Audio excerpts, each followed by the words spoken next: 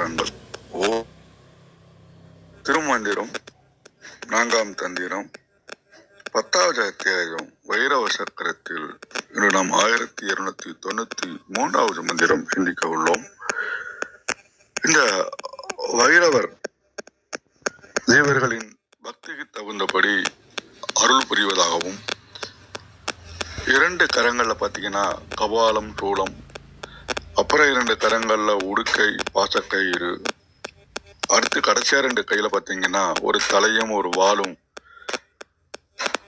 ஒரு பகைவனை வெல்லக்கூடிய அனைத்துமாக இருக்கக்கூடிய ஒரு நிலையில் இங்கே வர்ணிப்பதாகவே உணர்கின்றேன். மிக்க நன்றி. வாருங்கள் ரத்தனகுமார் ஐயா, வணக்கம். திருச்சிற்றம்பலம். திருமூலர் திருவடிகள் போற்றி போற்றி. திருமூலர் திருமந்திரத்தில் இன்று 1293வது பாடல் பார்த்துக் கொண்டிருக்கிறோம். பாடல்கள்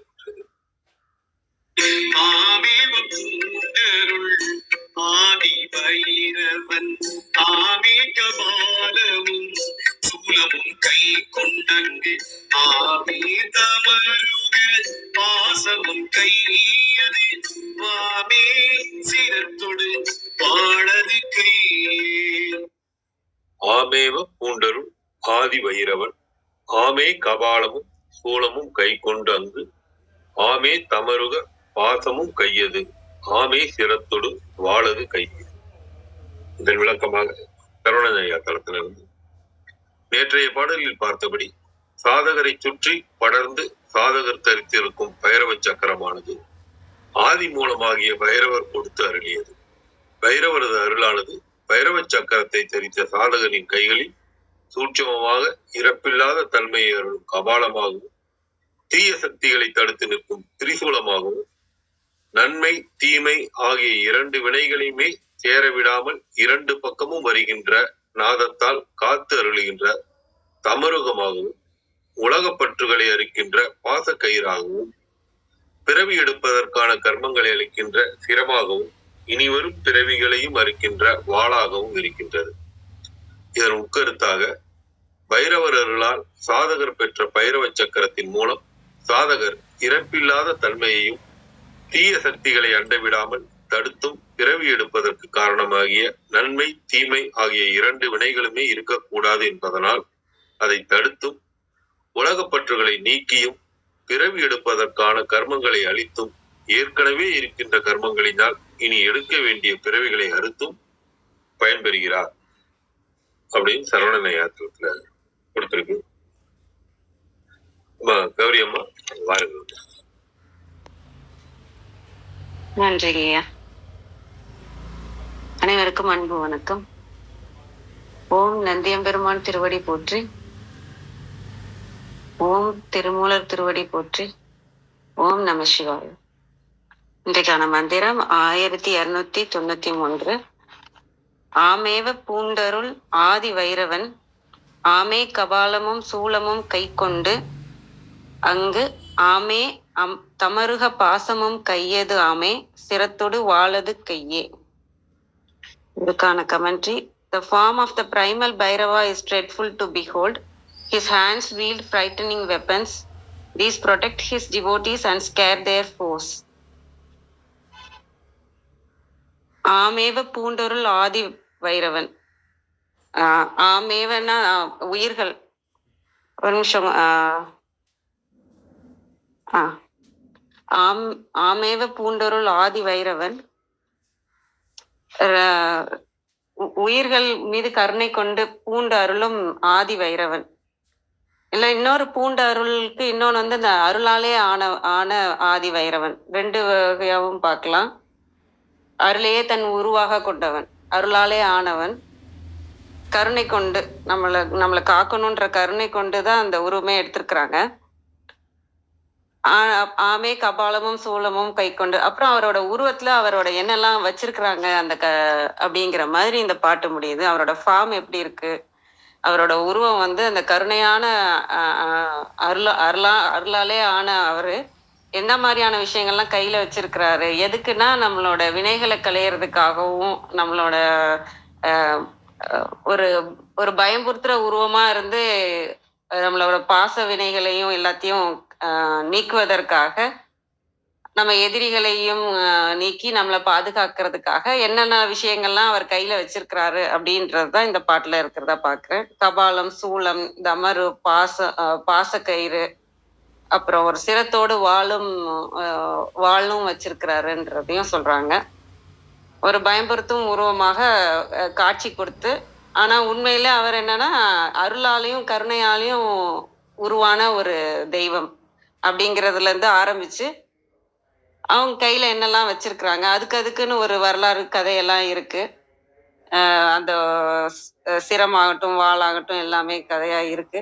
ஆனா நமக்கு அவர் பாதுகாப்பா நம்மளோட வினைகளை அறுக்கிறதுக்கு நம்ம அவரை சரணடைஞ்சோன்னா நம்மளை பாதுகாப்பாரு அப்படிங்கிறது தான் நான் பாக்குறேன். வாங்க ஐயா தியாகராஜன் ஐயா, வாங்க ஐயா, வணக்கம். மிக்க மகிழ்ச்சி. இன்னைக்கு தெளிவா கேட்கணும்னு நினைக்கிறேன். ஆசானுடைய அருள். ஓம் திருமூலர் திருவடிகள் போற்றி, ஓம் திருமூலர் திருவடிகள் போற்றி, ஓம் திருமூலர் திருவடிகள் போற்றி போற்றி. அவையோர் அனைவருக்கும் பணிவன்பான வணக்கங்கள், வாழ்த்துக்கள். 1293வது பாடல். திருமந்திரத்துல 4ஆம் தந்திரம், அதிகாரம் 10, வைரவ சக்கரத்துல 3வது பாடல். ஆமேவ பூண்டருள் ஆதி வைரவன், ஆமேவ பூண்டருள் ஆதி வைரவன், ஆமே கபாலமும் சூளமும் கை கொண்டு அங்கு, ஆமே கபாலமும் சூளமும் கை கொண்டு அங்கு, ஆமே தமருக,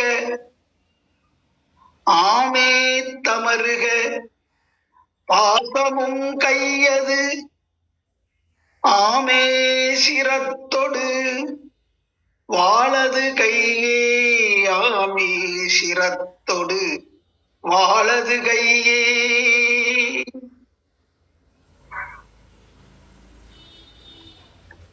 வாழது கையே நம்ம வெட்டுறதுன்னு நினைக்கிறோம்.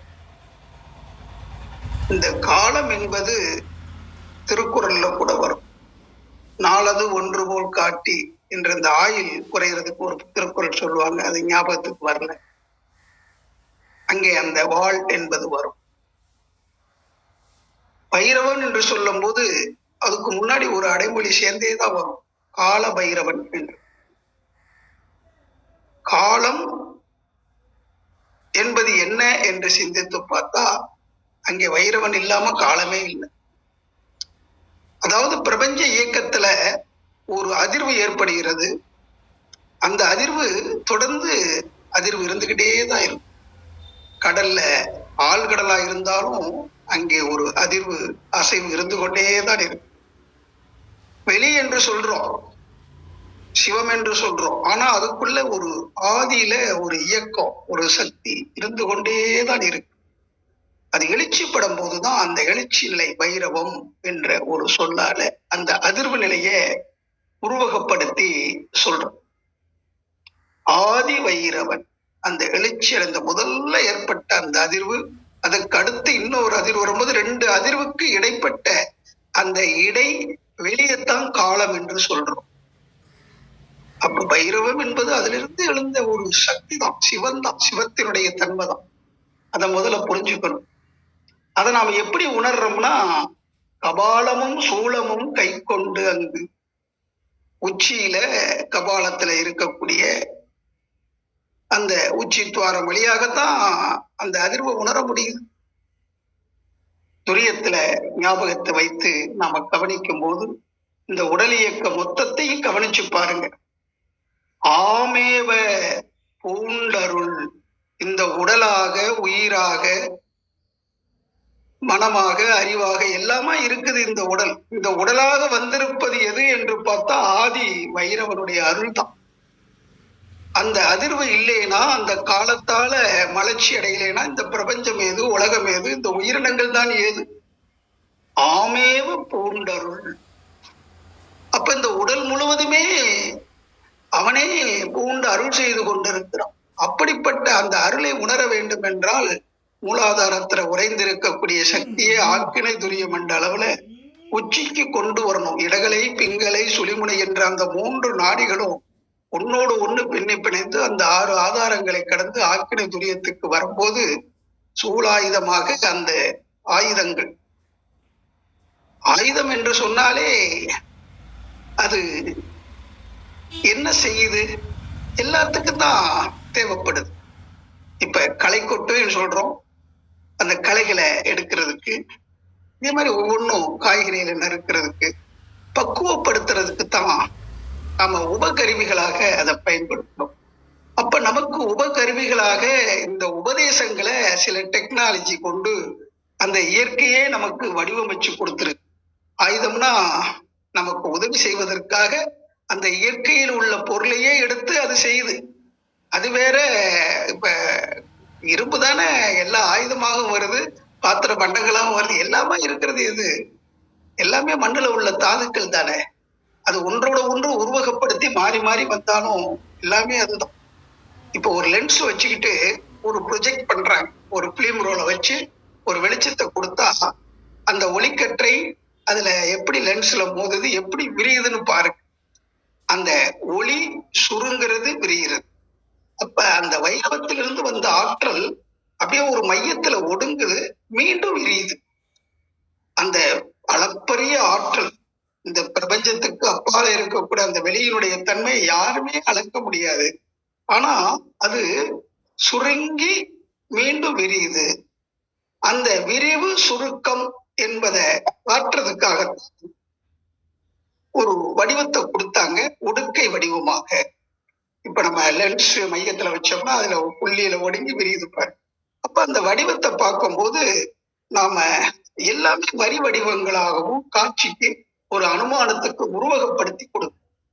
அப்ப தமர்கை என்று சொல்லும் போது உடுக்கை, உடுக்கைன்னா அந்த உடுக்கை இழந்தவன் போலன்ட்டு நம்ம உடுத்தி கொண்டிருக்கிறதையும் சொல்லலாம். அது மாதிரி அந்த உடுக்கைங்கிறது அந்த ஈர்ப்பாக இருக்கக்கூடிய கிராவிட்டி தான் 2 தன்மையாக இயங்குது. அந்த மையத்துல புள்ளியா இருக்கிறது கிராவிட்டி தான், விஞ்ஞான பூர்வமாக சொல்றதா இருந்தா.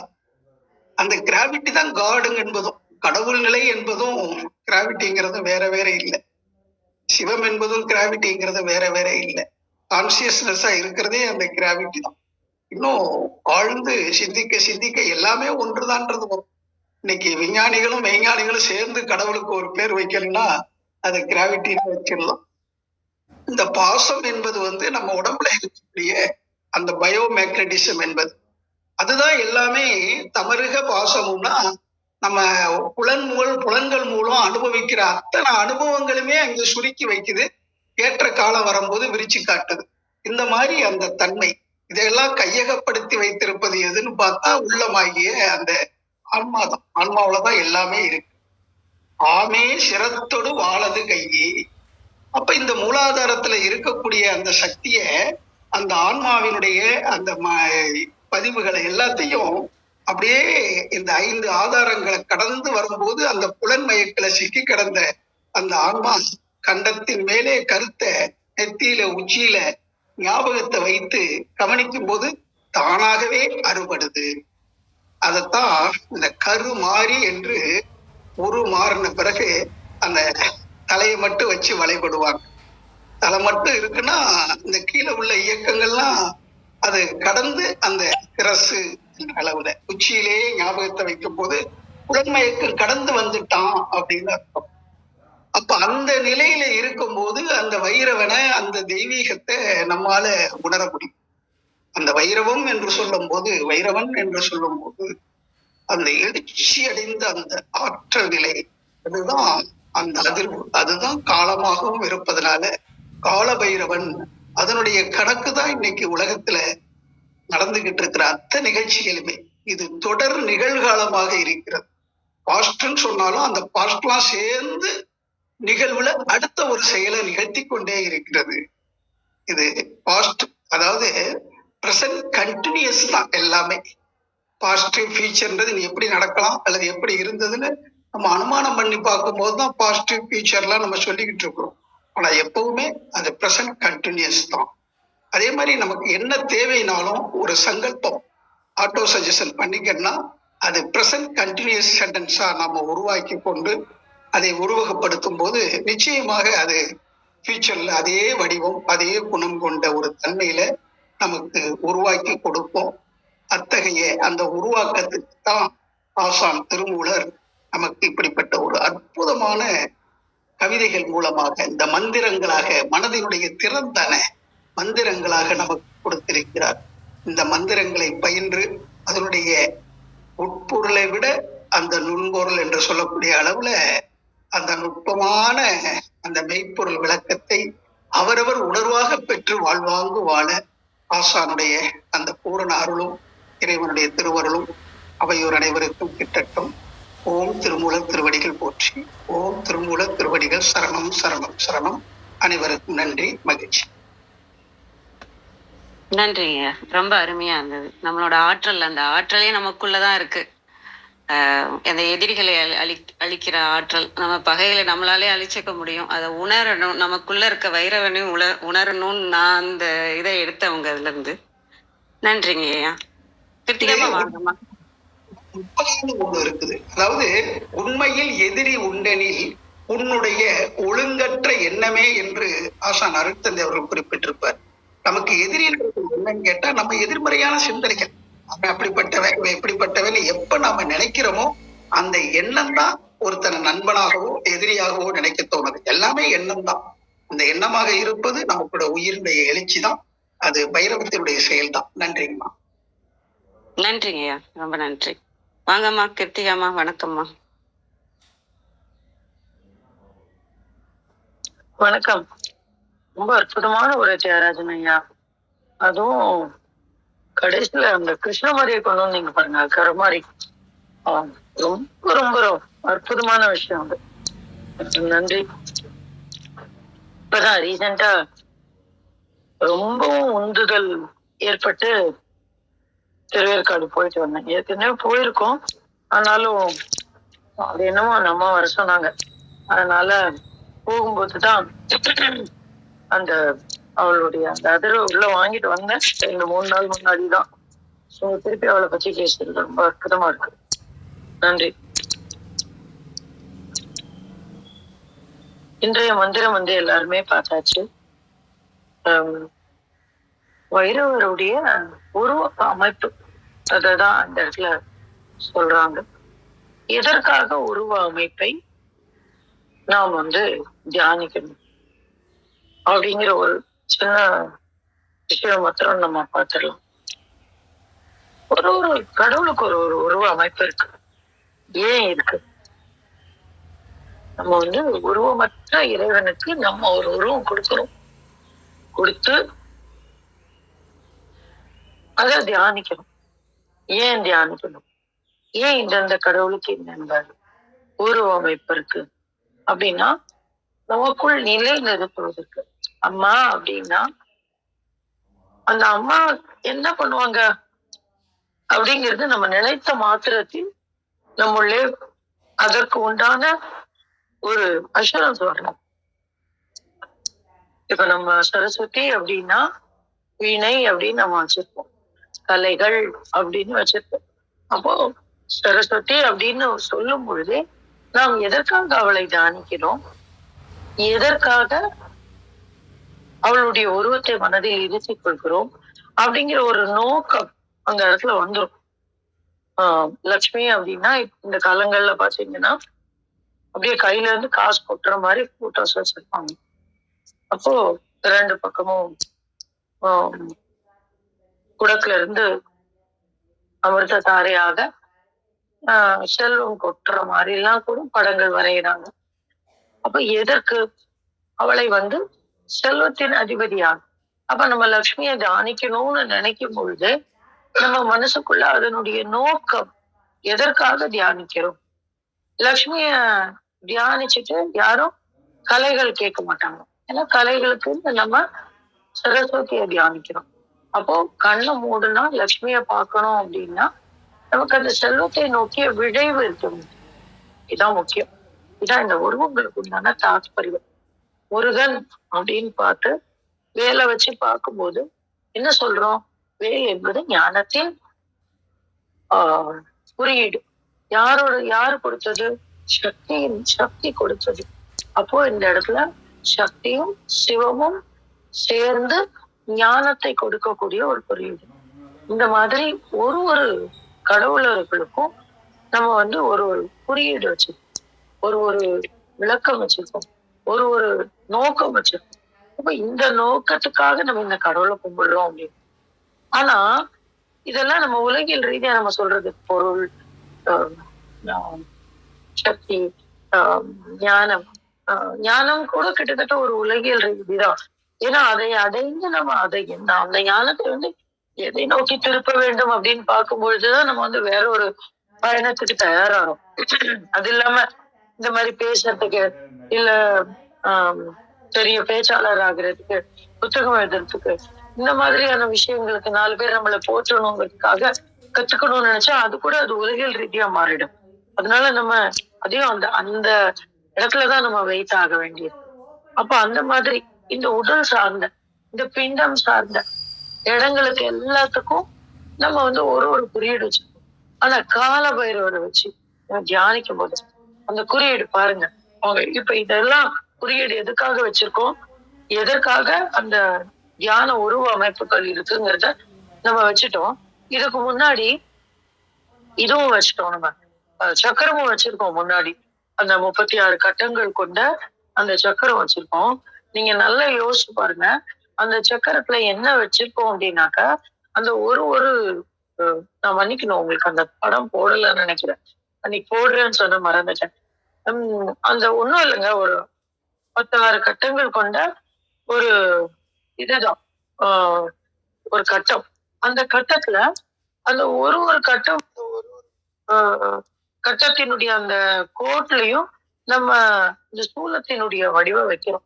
இந்த சூலத்தினுடைய வடிவு என்னன்னு பார்த்தோம், ஆன்மான்னு பார்த்தோம். அப்ப புறமாக இருந்த அந்த சக்கரத்தை நம்ம இப்ப அகமா வச்சாச்சு. அகமா பார்க்கும் பொழுது கூடவே மந்திர பீஜங்கள் வச்சிருக்கோம். அதோட சேர்ந்து என்னெல்லாம் அந்த கைகள்ல 6 கைகள்ல என்னெல்லாம் இருக்குன்னு பாருங்க. என்னெல்லாம் இருக்கு அப்படின்னா வருஷா சொல்லியாச்சு. ஆமேவ பூண்டருள் ஆதி வைரவன். அப்படின்னா ஆன்மாக்கள் அப்படின்னு சொல்லியாச்சு. ஏன்னா அததான் முதல்ல நம்ம வச்சிருக்கோம். அப்போ நமக்கு அருள் பாலிக்கின்ற வைரவன் நமக்குன்னா யாருக்கு? இந்த ஆன்மாவிற்கு. ஏன்னா கால பைரவ வழிபாடு அப்படிங்கிறது நம்மளுடைய ஆன்மா சம்பந்தப்பட்ட விஷயம். இப்ப எல்லாரும் பண்றோம். அன்னைக்கு பேசின மாதிரி எல்லாரும் பண்றாங்க. எல்லா விஷயத்துக்காகவும் பண்றாங்க. ஆனா நமக்கு அந்த தெளிவு இருக்கணும். எதற்காக அந்த கால பைரவரை வணங்குறோம்னா, நீ போன ஜென்மத்துல பண்ணப்பா உன்னுடைய தவறுகளுக்கு நீ இந்த ஜென்மத்துல அவரை வணங்கி நீ பிராயச்சித்தம் தேடுகிறார். அப்ப அது ஆன்மா சம்பந்தப்பட்டது, இந்த உடலுக்கு சம்பந்தப்பட்டது. யாராவது உங்களை கால பைரவ வழிபாடு பண்ண சொன்னாங்கன்னா நீங்க அதுக்கு என்ன மாதிரியான ஒரு புரிதல் உங்களுக்குள்ள வைத்துக் கொள்ளணும்னா, இது உங்களுடைய ஆன்மா சம்பந்தப்பட்டது, நீங்க வாங்கி வச்சிருக்கீங்க, அது சம்பந்தமானது அப்படின்னு நீங்க புரிஞ்சுக்கலாம். அப்போ ஆமேவ பூண்டருள் ஆதி வைரவன், ஆமே கபாலமும் சூலமும் கை கொண்டான். அப்போ ஒரு கையில கபாலம் இருக்கு, ஒரு கையில சூலம் இருக்கு. அப்ப சூலம் கபாலம் அப்படிங்கிறது என்ன நம்ம நேற்று பார்த்தோம் இல்லையா? இந்த இந்த இந்த நெற்றியிலிருந்து பின்பிடரி வரை அந்த இருக்கக்கூடிய அந்த தேங்காய் மூடி மாதிரியான ஒரு விஷயம். அதை எடுத்துட்டா இந்த இந்த இந்த உயிரே கிடையாது, இந்த உடலே கிடையாது, இந்த பிண்டமே கிடையாது. எல்லா இடத்துலயும் வளர்ந்தா இந்த உடம்புல எந்த இடத்துல வெட்டுப்பட்டாலும், இந்த இடத்துல எந்த இடத்துல இது பண்ணாலும் அடிபட்டாலும் வளரும். ஆனா இந்த கபாலத்துல அடிபட்டுடுச்சுன்னா அவ்வளவுதான், இந்த பிண்டம் முடிந்து விட்டது. சோ ஒரு முடிவை சொல்லக்கூடிய ஒரு விஷயம். சூலம்னா நம்ம ஆன்மான்னு பார்த்தோம். தமருகமும் பாசமும். அடுத்த கையில என்ன இருக்கு? தமருகம் இருக்கு, பாசம் இருக்கு. அதுக்கு ஏன் பாசம்னு வந்தது அப்படின்னா, பொதுவா அது ஒரு கயர் மாதிரிதான் இருக்கும். ஆனா அது ஏன் பாசம்னு சொன்னாங்கன்னா, இந்த உலகத்தோடு நம்மை இந்த பிண்டத்தோடு ஒட்ட வைக்கக்கூடிய ஒரு விஷயம். பற்றுக்கள், பாசங்கள், அதுதான் இந்த பிறப்பிற்கு மீண்டும் மீண்டும் காரணமாக இருப்பது. அப்ப பாசத்தை பார்த்தாலே நம்ம என்ன சொல்லலாம், பாசம் மறுத்தல், அந்த பிறப்பறுத்தல், அதை சொல்லக்கூடிய ஒரு விஷயம். தமருகம் என்ன அப்படின்னா, அது நீங்க நாதத்தோடு சம்பந்தப்பட்டது. நீங்க பாத்தீங்கன்னா சிவனுடைய கைகள்லயும் இருக்கும். தமருகத்துக்கு நம்ம மிகப்பெரிய ஒரு அதுக்குன்னு ஒரு செஷனே வைக்கலாம். அப்படி ஒரு தமருகத்துக்கு இருக்கு. ஏன்னா அதற்கு 2 பக்கம், அதற்கு நடுவுல கிட்டத்தட்ட நம்மளுடைய இந்த ஆன்மா, இந்த 3 கூடங்கள் நம்ம சொல்றோம் இல்லையா, விஷ்ணு கிரந்தி, பிரம்ம கிரந்தி, ருத்ர கிரந்தி சொல்றோம் இல்லையா, அது அதோடு இருக்கக்கூடிய அதனுடைய நடுவில் இருக்கக்கூடிய அந்த கயருக்கு அந்த அந்த கயிறை பாத்தீங்கன்னா இப்படி ஆட்ட ஆட்ட 2 பக்கமும் அது அடிக்கும். அப்போ அது அது தொடர்பான அதோட இருக்கக்கூடிய அந்த மூச்சு, அந்த கயறினுடைய முடியில இருக்கக்கூடிய அந்த அந்த மணி, இப்படி ஒன்னொன்னுக்கும் ஒரு ஒரு பொருள் இருக்கு அந்த தமருகத்துக்கு. மொத்தத்துல அது என்ன அப்படின்னா, இந்த மொத்த பிண்டாண்டத்தையும் சொல்லக்கூடிய, அதை கட்டி இருக்கக்கூடிய பாசத்தை, அதை ஆளக்கூடிய தலைவனை நமக்கு ஞாபகப்படுத்துறோம். ஏன்னா இந்த தமருகம் சும்மா அப்படி வந்ததுன்னா அது சப்தம் எழுப்பாது. அதற்கு ஒரு தலைவன் வேண்டும். அந்த தலைவன் நம்மோட இருக்கிறான் அப்படின்னு காட்டுறதுக்கு உண்டான we have a control, there is somebody who is controlling us அப்படின்னு சொல்றதுக்கு உண்டான ஒரு குறியீடு தான் அந்த தமருகம். அப்ப அந்த தமருகம் அடுத்தாப்புல என்ன வச்சிருக்காரு, பாசம் சொல்லியாச்சு நம்ம. அதற்காப்புல இன்னும் 2 கைகள்ல என்ன வச்சிருக்காருன்னா, சிரத்தோடு வாழதுவாமே. அப்ப ஏங்க கபாலம் சொல்லியாச்சு, அப்புறம் திருப்பி சிரத்தோடு வாழதுவாமே அப்படின்னு ஏன் திருப்பி சொல்றாரு அப்படின்னாக்க, இந்த இடத்துல நம்ம சொன்னாங்க இல்லையா, அன்னைக்கு கௌரி அம்மா சொன்னாங்க, அந்த உண்ணாக்குக்கு மேலே அந்த இடத்த அதுல இருந்துதான் அந்த சிரசு அப்படிங்கிற ஒரு விஷயம் ஆரம்பிக்குது. அது ஞானத்தோடு சம்பந்தப்பட்டது. அந்த அந்த சிரசோடு வாழதுவாமே. அப்ப இதெல்லாத்தையும் கையில வச்சிட்டு இருக்கிற ஒரு கடவுள். நீங்க பாத்தீங்கன்னா இந்த சிரசை அவங்க எப்படி வச்சிருப்பாங்க அப்படின்னா, இந்த முடிய பிடிச்சு வச்சிருக்க மாட்டாரு. என்ன வச்சிருப்பாரு, அந்த சிரசை கையில ஏந்திட்டு இருப்பாரு. நீங்க இன்னும் பாத்தீங்கன்னா, நம்ம இந்த சின்னமஸ்தா அப்படின்னு ஒரு தசமகா வித்யால சின்னமஸ்தா அப்படின்னு ஒரு தேவியை பார்ப்போம். அவங்களும் சிரசு கையில வச்சிருப்பாங்க. ஆனா அவங்க எப்படி வச்சிருப்பாங்கன்னா, இந்த சிரசோட இந்த முடியோட பிடிச்சு வச்சிருப்பாங்க. ஆனா நம்ம காலபைரவர் என்னன்னா, அவர் கைகளில் ஏந்தி கொண்டிருப்பார். அப்ப இதுதான் உன் உடம்பு இல்ல, பிண்டம். அந்த பிண்டத்து மேலே இருக்கக்கூடிய அந்த உயிர் ஆன்மா, அந்த கபாலம் சொல்லும் பொழுது நமக்கு கபால மோட்சம் அப்படின்னு சொல்லுவாங்க. அந்த மாதிரி ஞானத்தோடு பிறப்பறுக்கக்கூடிய தன்மை வாள் என்பது இந்த சுழுமனையிலிருந்து, மூலாதாரத்திலிருந்து சுழுமனையில் வரக்கூடிய நீண்டு இருக்கக்கூடிய வீணா தண்டு அப்படின்னு நம்ம சொல்லக்கூடிய அந்த இடத்த அதனுடைய செயல் அப்படின்னு சொல்லக்கூடியது. இப்படி அத்தனையும் குறியீடாக காட்டி கால பைரவர் எதற்காக அப்படிங்கிற ஒரு நோக்கத்தை நமக்குள்ள கொண்டு வைக்கிறாரு திருமூலர். அந்த நோக்கத்தை மனசுல எழுப்பும் போது நாம் எந்த நிலையை அடைவோம், அதற்கு உண்டான ஒரு பலன் என்ன அடுத்த மந்திரத்துல சொல்லுவாரு. இப்படி நம்முள்ளே கால பைரவருக்கு உண்டான அத்தனை குறியீடுகளையும் நம் கண் முன்னே, நம் மனதின் முன்னே உள்ளே நிறுத்தி நம்முடைய நோக்கத்தை திருத்துகிறார். நோக்கத்தை அந்த இடத்துல கொண்டு வைக்கிறார் திருமூலர் இந்த மந்திரத்தை. இதான் நான் புரிந்து கொண்ட ஒரு விஷயம். அதை உங்களோடு பகிர கிடைச்ச இந்த காலை வேளைக்கு நன்றி சொல்லி என்னுடைய பகிர்தலை முடித்துக் கொள்கிறேன். நன்றி. நன்றிங்க அம்மா. நிறைய சிந்திக்கிற விஷயமா நிறைய சொல்லியிருக்கீங்க. நன்றிங்க அம்மா. விந்தியாம்மா வாங்கம்மா. வணக்கம்மா.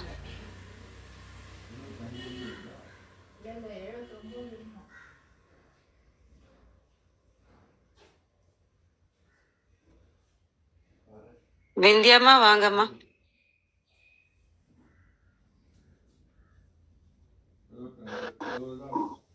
அனைவருக்கும் வணக்கம். ஓம் சிவசக்தி போற்றி, ஓம் திருமூலரே போற்றி. 1293வது திருமந்திரம். தமருக பாசம் தாங்கிய கையன். திருமந்திரம். ஆமேப பூண்டருள் ஆதி வைரவன், ஆமே கபாலமும் சூலமும் கை கொண்டு அங்கு, ஆமே தமருக பாசமும் கையது, ஆமே சிரத்தொடு வாழது கையே. அருமையான திருமந்திரம். திருமந்திரத்தின் பொருள்: ஆமேவ பூண்டு அருள் ஆதி வைரவன். இவ்வடியின் பொருள்: ஆறுயிர்கள் வணங்க, அவை விரும்பியதை தந்தருள, கருணை மனம் கொண்டு அருளுவதில் முதன்மையான தெய்வம் பைரவர். இவர் தம் கைகளில் திரிசூலம், மண்டை ஓட்டை கொண்டிருப்பவர். மற்ற இரு கைகளில் தமருகம், பாசக்கயிறு ஆகியவற்றையும், 5 6ஆம் கைகளில் வெட்டுண்ட தலையும் கைவாளும் உடையவராய் இருப்பார். கபாலம் நாம் அனைவரும் அறிந்ததே, மண்டை ஓடு. தமருகம் உடுக்கை, சிரம் தலை. கழக வெளியீட்டில் நுட்பமாக விளக்கம் தந்துள்ளார் உரையாசிரியர். ஆறுயிர்கள் விரும்புமாறு திருவருள் புரியும் வைரவ கடவுளின் திரு உருவில் காணப்படும் படைகள் முதலியன வருமாறு: மண்டை ஓடு, சூலம், உடுக்கை, கயிறு, தலை, வாள் என்ப.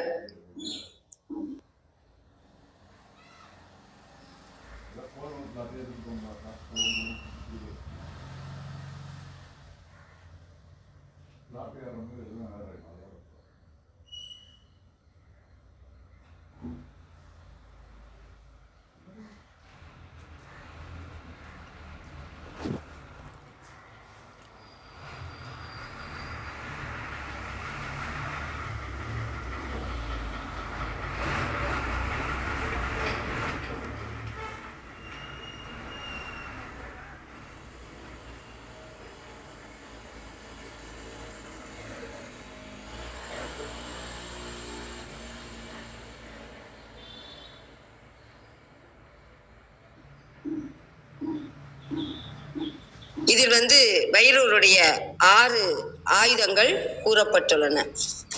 அனைவருக்கும் நன்றி, வணக்கம். சிவசிவ திருச்சிற்றம்பலம். அருமைம்மா, நன்றிங்கம்மா. அர்த்தநாரையா வாங்கய்யா, வணக்கம். வணக்கம். இன்னைக்கு தான் நம்ம கண்டிப்பா இந்தியாவில் கால பைரவரை வணங்கணும். அந்த அமாவாசை நாளில் அவருக்கான வழிபாடு நடக்கும்.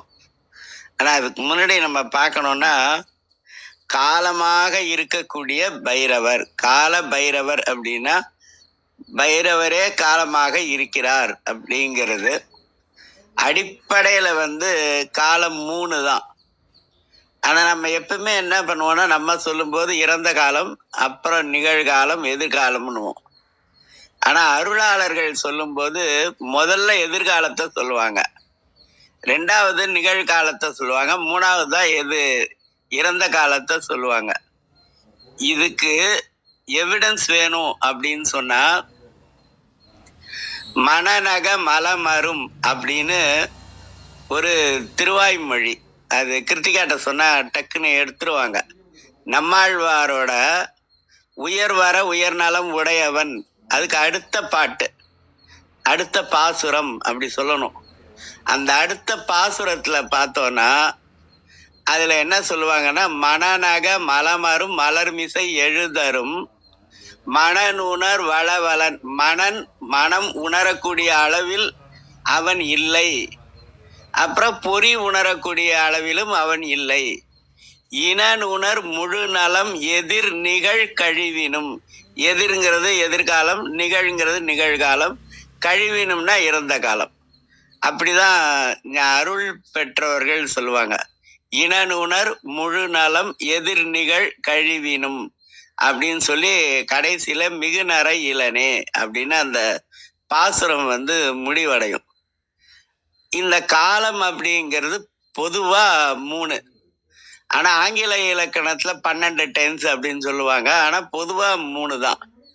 அதனாலதான் திருமூலர் முதல் பாட்டிலேயே சொல்லியிருப்பாரு, நின்றனன் 3னுள் அப்படின்னு சொல்லியிருப்பாரு.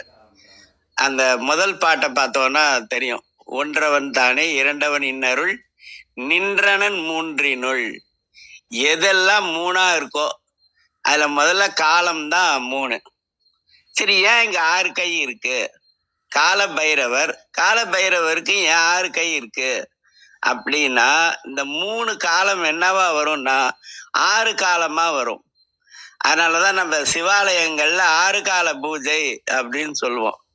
மகா சிவராத்திரியில மாத்திரம் ஒரு இரவு முழுக்க அதை 4 காலமா வகுத்து வழிபாடு பண்ணுவோம். ஆனா பொதுவா 6 கால பூஜை சிவாலயங்கள்ல அந்த 6 கால பூஜை நடக்கும். அந்த 6 காலமுமே பைரவருடைய 6 கைகள். அதுக்கப்புறம் அந்த 6 கைகளிலும் இருக்கக்கூடிய பொருள்கள் எல்லாமே நமக்கு பிறப்பு அப்படிங்கிறது இல்லாமல் செய்வது. தியாகராஜன் சார் ஒரு திருக்குறளை சொன்னாரு, அதை முழுமையா சொல்லல. அது என்னன்னு கேட்டீங்கன்னா 34வது அதிகாரம். 34வது அதிகாரம் நிலையாமை அப்படிங்கிறது. அறத்துப்பால்ல மொத்தம் 38 அதிகாரம். அதுல 34வது அதிகாரம் நிலையாமை. இந்த உலகம் நிலையானது அப்படின்னு நமக்கு தோணும். அப்படியே வச்சுக்கிட்டா கூட நிலையான உலகத்துல நிலையாமை தான் எப்பவுமே நிலையா இருக்கும். இந்த நிலையாமையில ஒரு திருக்குறள் இருக்குங்க. அந்த நிலையாமை அப்படிங்கிற 34வது அதிகாரத்துல 4வது திருக்குறள். இன்னைக்குதான் நான் காலையில ரத்னா சார் கிட்ட கேட்டேன். அது என்ன பாருங்க, அந்த திருக்குறள் பாருங்க. நாளென ஒன்று போல் காட்டி, நாள் அப்படிங்கிற ஒரு விஷயத்த இயற்கை நமக்கு காட்டுது. நாளென ஒன்று போல் காட்டி உயிர் ஈரும். இந்த உயிர் என்கின்ற கயிற்றை அந்த நாள் அப்படிங்கிறது கொஞ்சம் கொஞ்சமா அறுக்குதான். நாளென ஒன்று போல் காட்டி உயிர் ஈரும் வாழது உணர்வார் பெறின். அங்க அந்த கடைசியில ஒரு வார்த்தையை போட்டார் பாருங்க, திருக்குறள் அமைஞ்சிருக்கு பாருங்க, உணர்வார் பெறின். அந்த உணர்வு அப்படிங்கிறதா ரொம்ப முக்கியம். உணர்வார் பெறின். இந்த நாள் அப்படிங்கிற ஒன்று இது காலம்தான். நாள் அப்படிங்கிறது காலம்தான். இந்த காலம் என்ன பண்ணுது அப்படின்னா உயிர் என்கின்ற கயிற்றை சிறிது சிறிதாக அறுத்து கொண்டே வருகிறது அப்படிங்கிறத நம்ம உணர வேண்டும் அப்படின்னு இந்த திருக்குறள் சொல்லுது. நாளென ஒன்று போல் காட்டி உயிரீரும் வாழது உணர்வார் பெறின் அப்படின்னு சொல்லியிருப்பாங்க. அதனால இந்த மண் உலகத்துல எல்லாமே காலத்தை அடிப்படையாக கொண்டுதான் இயங்கும். அந்த காலத்தையே இயக்குபவர் யாருன்னா பைரவர். அதனாலதான் அவர் 6 காலமா இருக்கிறதுனால. அதே மாதிரி நம்ம தமிழ் இலக்கணத்திலையும் பாத்தீங்கன்னா சிறு பொழுது 6 பொழுதுங்க, அது தெரியும். அதே மாதிரி பெரும்பொழுது 6 பொழுது. ஒரு நாள் 6 பிரிவா பிரிச்சா அது சிறு பொழுது. அப்ப ஒரு பொழுதுக்கு 4 மணி நேரம் வரும். அதே மாதிரி ஒரு வருடத்தை 6ஆ பிரிச்சோம்னா அது பெரும்பொழுது. தமிழ் இலக்கணம் படிச்சவங்க அது கண்டிப்பா 10ஆம் வகுப்புல இருக்கு. அது பரீட்சைக்கு மட்டுமே படிச்சவங்களுக்கு கூட அது ஞாபகம் இருக்கும். ஒரு நாள் 6 பிரிவா பிரிச்சோம்னா சிறு பொழுது, ஒரு வருஷத்தை 6 பிரிவா பிரிச்சோம்னா பெரும்பொழுது. ஆக காலம் அப்படிங்கிறது நம்ம சாதாரணமா இருக்கிறவங்க நொடி பொழுதுன்னு பிரிப்போம். ஆனா அருளாளர்கள் அதை கால் நொடி அரை நொடி அப்படி கூட பகுப்பாங்க. அப்படி பகுக்கக்கூடிய ஆற்றல் அவங்களுக்கு உண்டு. அதனால அரை நொடி பொழுதுன்னு வள்ளலார் அடிக்கடி சொல்லுவார். அரை கணம் அப்படின்னு சொல்லுவாரு. அதனால அந்த காலத்தை கட்டுப்படுத்துறவர் பைரவர். அதனால அந்த கால பைரவரையும் நம்ம வழிபடுவது அப்படிங்கிறது இதனுடைய நோக்கம் என்ன அப்படின்னா நமக்கு பிறவி அப்படிங்கிறது இல்லாமலே போகும். பிறவிங்கிறது இல்லாம போயிடுச்சு அப்படின்னு சொன்னா நம்ம வாழ்க்கையில இன்பமும் கிடையாது, துன்பமும் கிடையாது. அதுதான் அத்வைதம். 2 அற்ற நிலையில இருப்போம் அப்படிங்கிறது தான். அதனாலதான் இந்த வைரவ வடிவத்தை நம்ம சிந்திக்கணும் அப்படிங்கிறது. இந்த வைரவர் வடிவத்தை சிந்திக்கும் போது இதனுடைய நம்ம சூட்சமமா மனசுக்குள்ள உணர்ந்து கொள்ள வேண்டிய விஷயம் என்ன அப்படின்னா, இந்த உலகத்துல பிறந்தாதான் காலம் நம்மை கட்டுப்படுத்தும். ஆனா சிவ சிவ என்ன சிவகதி தானே. அந்த சிவகதிக்கு போன ஆன்மாக்களை காலம் கட்டுப்படுத்தாது. அந்த ஆத்மா காலத்துக்கு கட்டுப்பட வேண்டிய அவசியம் தேவை இருக்காது. அதனாலதான் அந்த காலத்தை கடந்து செல்லக்கூடிய இடத்திற்கு ஆத்மாவை கொண்டு சேர்க்கக்கூடிய அதிகாரத்தை இறைவன் பைரவருக்கு கொடுத்திருக்க கூடும். அதனாலதான் இந்த பாடலை நாம் இன்னைக்கு சிந்திக்கிறோம். அதுவும் குறிப்பா இந்த அமாவாசை நாள்ல சிந்திக்கிறது உண்மையிலேயே நமக்கு கிடைத்திருக்கக்கூடிய வரம் அப்படின்னு தான் நினைக்கிறேன். நன்றி. நன்றிங்க ஐயா. காலத்தை பத்தி இவ்வளோ விளக்கமா சொல்லியிருக்கீங்க. ரொம்ப நன்றிங்க ஐயா. அருமையா இருந்தது. நன்றி. ரத்னகுமார் ஐயா வாங்க ஐயா. நன்றிம்மா, நன்றி கபிலம்மா. நேற்று நீங்க அது இந்த திதிக்கான நேரத்தை குறிப்பிட்டிருந்தீங்க, மாறி மாறி வரும். நன்றி, அதுக்கு ஒரு நன்றி. நேற்றைய பதிவு சொல்லும்போது கிருத்திகாமா அதே போல அந்த உண்ணும் பொழுது அப்படிங்கிற நோக்கும் பொழுதுன்னு சொல்லியிருந்தாங்க. அதுவும் ரொம்ப இதா இருந்தது. அடுத்தது இந்த பந்தாடலாமே அதை பற்றி குறிப்பிட்டு சொல்லும்போது நான் பார்த்ததில்லை, ஆனா பார்த்தவங்க சொல்லியிருக்கிறாங்க, அவங்க நான் கேட்டிருக்கிறேன் அப்படின்னு சொன்னாங்க. இதை பத்தி நம்ம திருமந்திரம் இதே அறையில நாம முன்னாடி இருக்கிறோம், பேசியிருக்கிறோம். நான் அப்படிப்பட்டவர்களை பார்த்திருக்கிறேன். ஒரு பந்த நம்ம நின்றுகிட்டு தட்டினா எப்படி தட்டுவோம், எப்படி எழும்பும், தரையில பட்டு மறுபடியும் தரைக்கு பட்டு வந்து அந்த மாதிரி தொடர்ந்து ஒரு நிமிடம் ஒரு மனிதர் அந்த மாதிரி ஆனா அந்த மாதிரி ஒருத்தர் இருவர் இல்லை, ஒரு சில பேர்கள் ஒரு ஒரு வகுப்புல அந்த மாதிரி நேர்ல பார்த்த அனுபவம் எனக்கு 2-3 தடவை கிடைச்சது. ஏற்கனவே நம்ம இதை பத்தி பேசியிருக்கோம். குறிப்பிடுங்க. நன்றி கத்திகா. அதே போல இன்றைய வைரவர் தோற்றம் அப்படிங்கிறத பத்தி தியாகராஜன் ஐயா, கிருத்திகா ஐயா தான் 3 பேரும் ஒவ்வொருவங்களோட பார்வையில சொன்னது மிக சிறப்பு. அதான் இந்த அவையோட அளவும் சிறப்பும் ஏற்படும். நன்றி, மிக்க நன்றி. நேரம் கருதி நிறைவு திருமந்திரம் கேட்க ஓத பயில அறிவில் உணர்வில் தூய்மையும் ஆன்ம உணர்வும் துணிவும் சஞ்சலம் சங்கடமற்ற வாழ்க்கையில் இவன் மீது உண்மையான உணர்வு எழுதணும். தான் பெற்ற இன்பம் பெருகை வையகம் என்ற திருமூலரின் கூற்றிற்கு வந்திருந்து கருத்துக்களை பகிர்ந்து கொண்ட சான்றோர்களுக்கும் மெய்யன்பர்களுக்கும் மிக்க நன்றி. தளம் நிறைவடைகிறது. மீண்டும் நாளை காலை 6:30 மணிக்கு கேள்வி நாளம் ஆன்ம சுவாசம் 5, 4, 3, 2, 1.